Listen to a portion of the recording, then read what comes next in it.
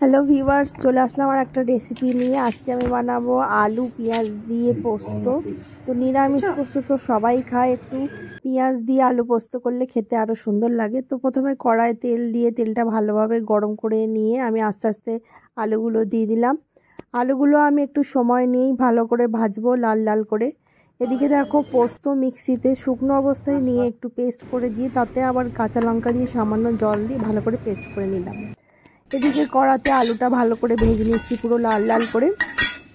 এই সময় আমি নুন দেব না, আলুটা আগে ভেজে তুলে নিলে কী হবে, আলুটা তাড়াতাড়ি গলবে না। এবারে কড়াতে আর একটু তেল দিলাম, দিয়ে ভালো করে তেলটা গরম হতে দিলাম। দিয়ে এবারে আমি পেঁয়াজ দিয়ে দিচ্ছি, কেটে রাখা পেঁয়াজটা দিয়ে আমি এটাও লাল লাল করে ভালো করে ভেজে নেব। তো আমি একটু ঢাকা দিয়েই ভাজবো, একটু সামান্য নুন দিয়ে দিলাম যাতে পেঁয়াজটা তাড়াতাড়ি গলে যায় এবং ভালো করে ভাজা হয়ে যায়। তো আমি একটু ঢাকা রেখে দিয়েই ভাজবো। পেঁয়াজটা যখন একদম লাল লাল হয়ে যাবে সেই সময় আমি একটা কাঁচা লঙ্কা দিয়ে দিলাম, চিরা কাঁচা লঙ্কা দিয়ে নেড়ে চেড়ে নিলাম। দেখতে পাচ্ছ পেঁয়াজটা লাল লাল হয়ে গেছে। এবার আমি আলুটা ঢেলে দিলাম। আলু পেঁয়াজটা একটু নাড়াচাড়া করে নেব।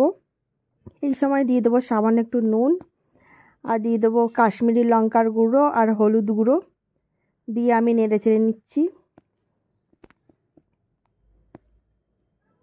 তো লঙ্কার গুঁড়ো হলুদ গুঁড়ো আমি দিয়ে দিলাম এবং কাশ্মীরি লঙ্কার গুঁড়ো দিয়ে দেবো যাতে পোস্তর তরকারিটা একটু লাল লাল হয়।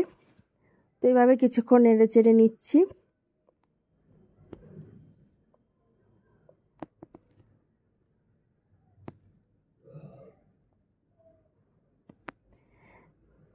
আলু পেঁয়াজগুলো ভাজা ভাজা হয়ে গেলে এই সময় আমি দিয়ে দেবো বেটে রাখা পোস্ত বাটাটা, দিয়ে ভালো করে নেড়ে চেড়ে ভালো করে মশলাটা ভালো করে কষিয়ে নিচ্ছি। আর দিয়ে দিচ্ছি সামান্য আর একটু কাশ্মীরি লঙ্কার গুঁড়ো যাতে রঙটা খুব সুন্দর হয়। এবারে আমি একটু 1 বাটি মতন জল দিয়ে দিলাম, দিয়ে আমি এটাকে ঢেকে রেখে দেবো। ঢাকনাটা খুলে নিয়ে আমি চেক করে দেখছি যে আলুটা সিদ্ধ হয়েছে কিনা, এবং এই সময় সামান্য একটু নুন ছড়িয়ে দিলাম। তো আলু সেদ্ধ হয়ে গেছে, দেখছো পোস্তটা আমার মোটামুটি রেডি হয়ে এসেছে। তো এরকম গরম গরম ভাতের সাথে এমন পোস্তর তরকারি খেতে জাস্ট অসাধারণ লাগে। ভিডিওটা শেষ পর্যন্ত দেখার জন্য ধন্যবাদ।